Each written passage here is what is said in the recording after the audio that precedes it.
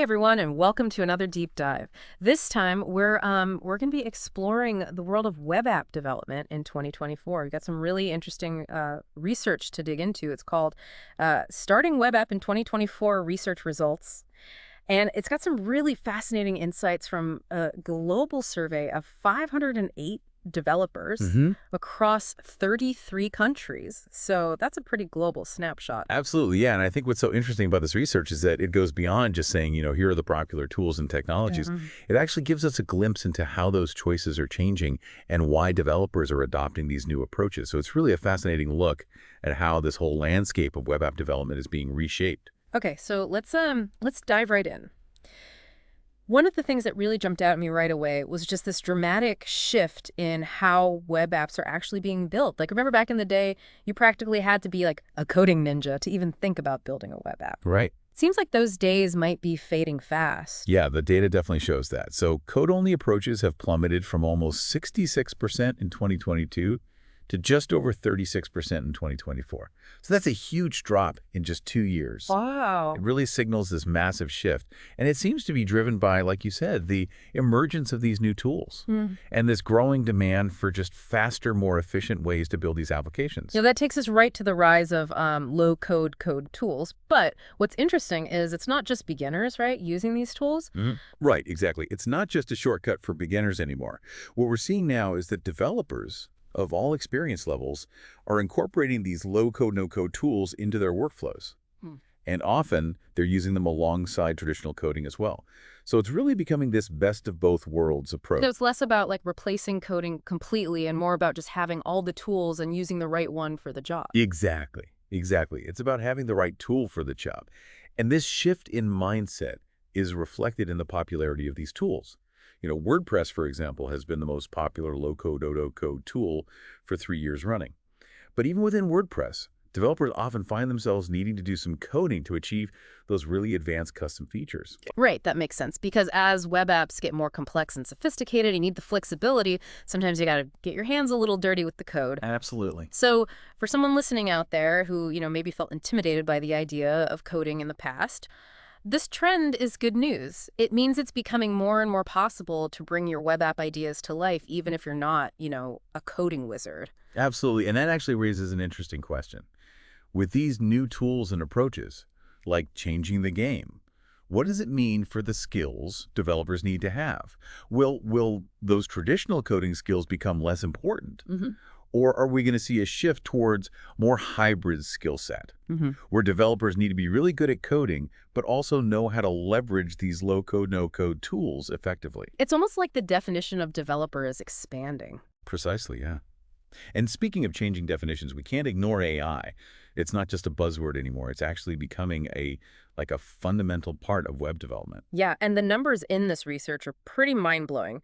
A whopping 63% of developers are already using AI tools like ChatGPT in their work.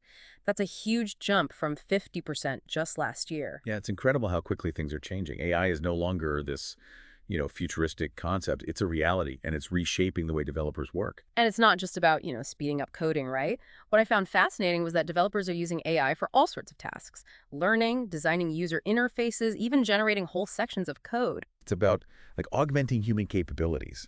Imagine AI as this incredibly versatile collaborator, right? It's helping developers explore new ideas, automate those tedious, repetitive tasks, and ultimately it's freeing up their time and energy so they can focus on the aspects of development that really require that human touch. Creativity, problem solving, strategic thinking. And this shift toward AI is even impacting how developers learn, which I think is fascinating. The research found that developers are increasingly turning to AI for guidance, with the use of video tutorials actually decreasing. Talking to AI is actually emerging as a really popular learning method. So are we about to say goodbye to those YouTube coding gurus? It's hard to say for sure, but it does highlight how quickly AI is changing the learning landscape as well. That ability to have a conversation with AI, to ask questions, get instant feedback, explore code in this really interactive way, it's an incredibly powerful new resource for developers who are trying to learn and grow their skills. It's like having a personalized coding tutor available 24/7. Now, let's shift gears a bit and talk about some of the specific technologies that developers are choosing. Unsurprisingly, React continues to dominate the world of front-end frameworks.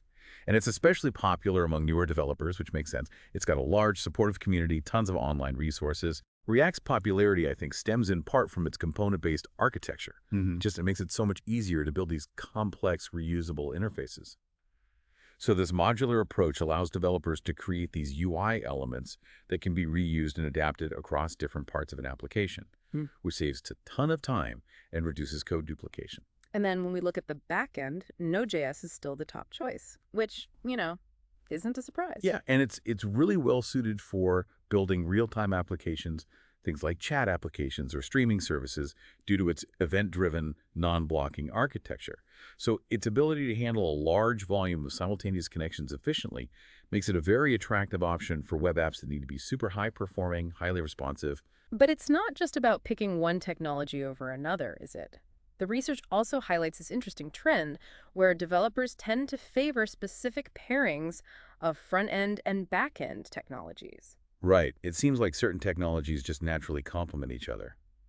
For example, it's quite common to see React developers gravitating toward Java or Node.js for the back end. Of course, this isn't a hard and fast rule or anything, but it reflects how certain combinations of technologies can create a more cohesive and streamlined development experience. So for anyone listening who might be planning to hire a development team, this kind of insight is super valuable. Understanding these technology pairings can help you make more informed decisions about the skills to look for when you're building your team. It's about seeing that bigger picture, Right. understanding how the pieces of the puzzle fit together. So hiring someone who simply knows React is one thing, but finding someone who understands how to seamlessly integrate React with your chosen backend technology, that can make a huge difference in the success of your project. It sounds like having a solid grasp of those nuances can be a real game changer. Okay, so we've covered the major trends, some of the most popular front-end and back-end technologies. But what about the unsung heroes of web app development databases and hosting? Yeah, you're absolutely right. Databases often get overlooked, but they are the backbone of any web application. They store and manage all that crucial data that powers everything your app does. So it's really interesting to see how developers are approaching this critical aspect of building web apps in this research. Yeah, I was actually surprised to see that even with the rise of cloud services, which seem to be taking over just about everything these days, a significant chunk of developers, like almost half of those surveyed, still prefer to manage their own databases. What's driving that, do you think? It's a good question. There's no one-size-fits-all answer, but I think it probably comes down to a few key factors. For some developers, it's about control. They want that granular control over their data. They want to be able to fine-tune those performance settings, the security protocols, to perfectly match the specific needs of their application. And sometimes managing your own database just gives you that level of flexibility that's hard to beat. So it's about being able to customize and optimize every little detail to get that maximum performance. Exactly, exactly. And then you also have to consider that some developers might be working within organizations that have these legacy systems already in place, systems that maybe aren't so easily transferable to a cloud-based environment.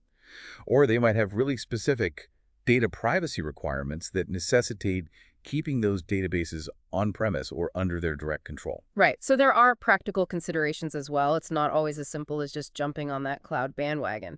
Now, one thing I thought was interesting was that a developer's preference for a particular type of database didn't seem to be directly tied to their level of experience, which I thought was kind of interesting. Yeah, and the research actually suggests that it's more often driven by what makes the most sense for the project itself. So it's less about a senior developer always choosing the most complex solution, and more about choosing the database that aligns with the technical requirements, the specific constraints of that project, and oftentimes even just the existing technology stack. It's a good reminder that there's no one-size-fits-all in web development. It's all about using the right tool for the job, right? Absolutely, and that actually brings up another important point. Even in this age of cloud services and all these fancy new database technologies, understanding those core fundamental database concepts is still essential. It's like having a strong foundation in grammar, even if you're using the latest and greatest writing software. Exactly. I love that analogy. It's exactly like that. Because regardless of whether you're using a managed database service where a lot of that heavy lifting is taken care of for you, or you decide to manage your own database, understanding those core concepts, things like data modeling, query optimization, database security, these are all essential for building web applications that are both robust and efficient. Those skills never go out of style, do they? It's about building that strong foundation that can be applied across different technologies. And that will continue to be valuable as the web development landscape, continues to change around us.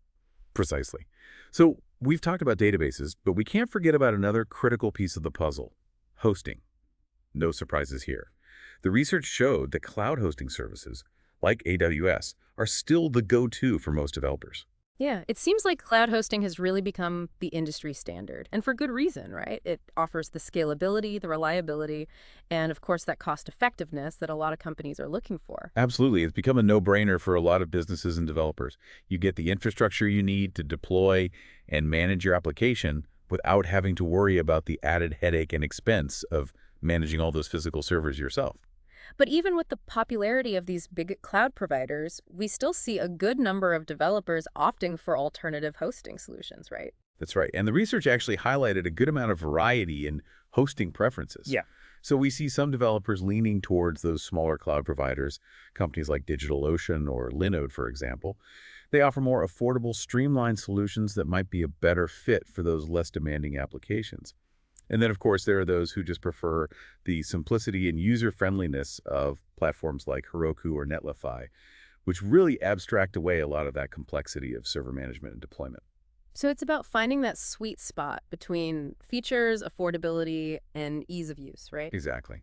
And just like with databases, there's no single right answer when it comes to hosting. The key takeaway here for anyone listening who's thinking about building a web app is to be strategic about your hosting choices. So take the time to evaluate your needs, your resources. All right, ask yourself, what's the size and complexity of my application? What's my budget? What level of technical expertise does my team have? And what are my long-term scalability goals? Thinking through these factors will help you choose a solution that best aligns with your overall project objectives. This research is truly a treasure trove of insights. As we're getting close to wrapping up, I'm curious, from your perspective, what was the most significant takeaway from all of this? What really stood out to you? For me, it's that we're seeing this convergence of these really powerful forces that are shaping the future of web app development. Yeah. Traditional coding, low-code, no-code tools, and AI. And they're not independent either. They're all kind of intertwining, blurring the lines, and it's creating all these new possibilities, but also, frankly, challenging how we even define these developer roles. Yeah, it's like we're moving away from just like specialization towards a more hybridized approach where developers need to have this blend of skills to really thrive. It's really fascinating to watch it all unfold. And, Yeah. this research focused on individual choices, but think about it. As AI and low-code tools get even more sophisticated, Yeah. imagine how different the dynamics of entire development teams could become. Yeah, like what if you had AI coordinating tasks, managing project timelines? Right. It could lead to these smaller, more agile teams. Exactly. Maybe even with flatter structures where AI is handling a lot of the routine work. And that frees up those human developers to really focus on those creative, strategic, problem-solving tasks that really require that human touch. Right, right. It's exciting, but I'm sure for some, maybe a little unsettling too. Like, what happens to the traditional project manager in that scenario? It's a fair question. But I think instead of thinking like replacement, we should be thinking evolution. Mm-hmm. So project managers might become less focused on those day-to-day tasks and more on the things that AI can't quite replicate yet, Yeah. leadership, mentorship, strategic decision-making. Right. So guiding the overall vision for the project, nurturing the team dynamics, making sure everyone's aligned with the big picture goals. Exactly. That human element, I think, becomes even more crucial when you've got AI handling a lot of the execution. It's about finding that balance, harnessing the strengths of both. Well, we've covered a ton of ground today. Low code, no code, AI, the evolving roles within development teams. It's clear that the world of web app development in 2024 is a dynamic one. So if you had to leave our listeners with just one key takeaway from our deep dive today, what would it be? I think it would be this. The web development landscape is constantly evolving, and that pace of change is only going to accelerate. So to really thrive in this environment, you have to be adaptable, be curious, and be willing to embrace new tools, new approaches, even new ways of thinking. The future of web development isn't about picking sides, code versus no code, human versus AI. It's about recognizing that the real power lies in finding that sweet spot where all of these forces can complement and enhance each other. Perfectly said. To everyone listening, keep experimenting, keep learning, and don't be afraid to challenge that status quo.